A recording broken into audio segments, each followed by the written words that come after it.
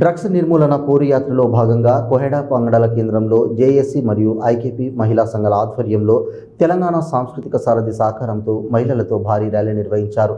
తెలంగాణ సాంస్కృతిక కళాకారుల చైతన్య గీతాల అనంతరం జేఏసీ బాధ్యులు డ్రగ్స్ వల్ల జరిగే అనర్థాలు, కలిగే నష్టాలు, యువతను డ్రగ్స్ బారిన పడకుండా తీసుకునే చర్యల గురించి వివరించారు.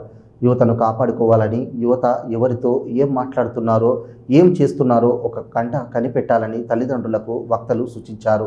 మన దేశంలో 100కి 26 మంది ఏదో ఒక మత్తులో మునిగి తేలుతున్నారని, ముఖ్యంగా మెదడుపై ప్రభావితం చూపే డ్రగ్స్ వినియోగం వలన విచక్షణారహితంగా హత్యలు, ఆత్మహత్యలు పాల్పడుతున్నారని, వాని వరుసలు లేకుండా ప్రవర్తిస్తున్నారని, అత్యాచారాలకు పాల్పడుతున్నారని, అనారోగ్య సమాజంగా తయారు చేస్తున్నారని వక్తలు తెలియజేశారు.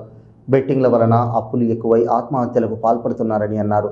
డ్రగ్స్కు, బెట్టింగ్లకు యువతను దూరంగా ఉంచి చదువుకు దగ్గర చేయాలన్నారు.